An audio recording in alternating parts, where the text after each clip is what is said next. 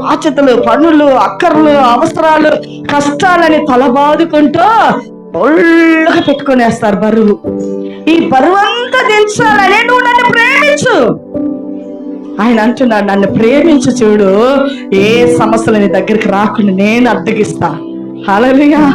ఏ వ్యాధి నీ దగ్గరికి రాదు. ఈరోజు వ్యాధి వస్తుంది, ఈరోజు బాధలు వస్తున్నాయి, ఈరోజు కష్టాలు వస్తున్నాయి, ఈరోజు ఇబ్బందులు ఉన్నాయంటే దేవుడి పట్ల నీకు ప్రేమ లేదు. ప్రేమ ఉంటే హృదయం తప్పిస్తుందండి.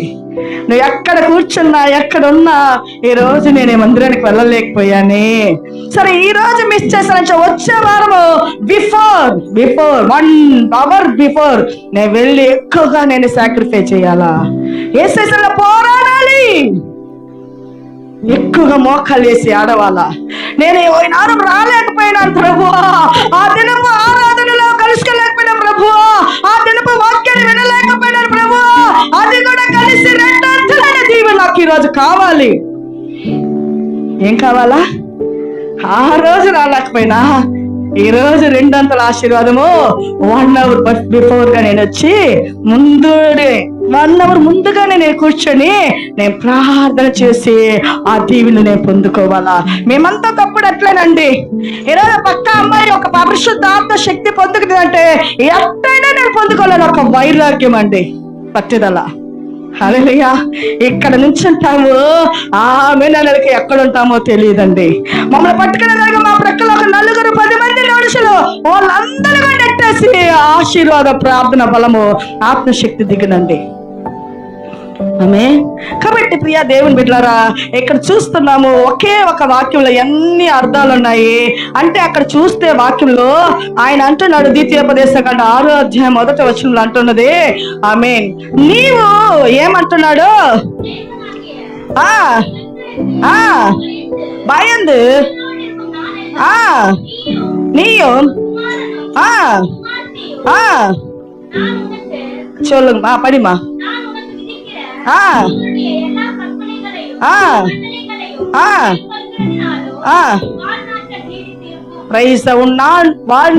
நாட்கள் என்ன நீடிக்குமா? அவரைக்காய் வாழும்போது நீடிக்கும்.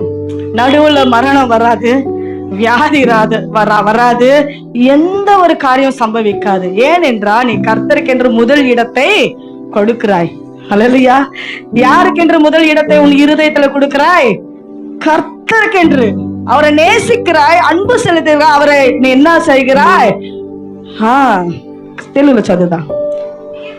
నీవును నీ కుమారులను, చూడండి అక్కడ చూసాము 5వ వచనం అయిందే, నీవును నీ కుమారులను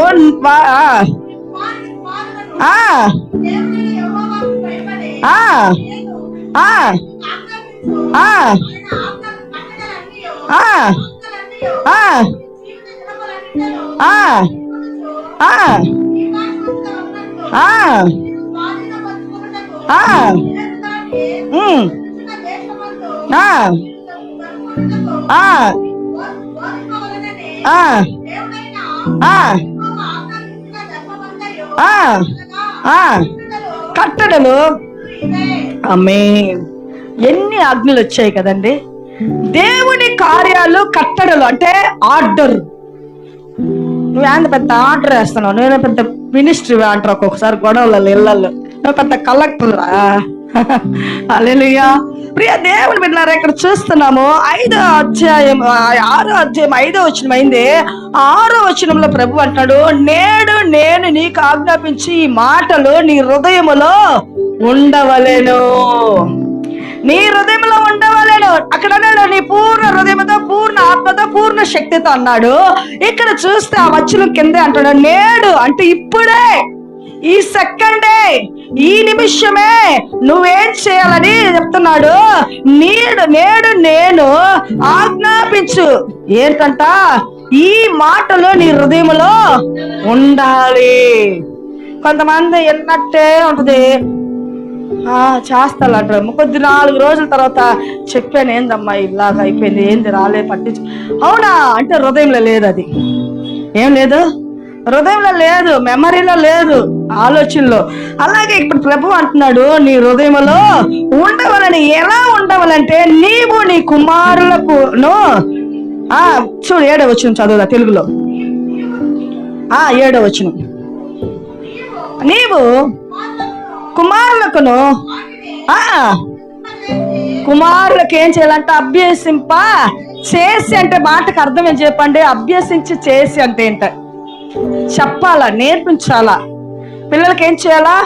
నేర్పించాలా. కొన్ని కుమారులు, కొంతమంది కుటుంబాలు పోతే తల్లిలు ప్రాణం పెట్టుకుంటారు బిడ్డల పైన. నా బిడ్డ రేపు నన్ను బాగా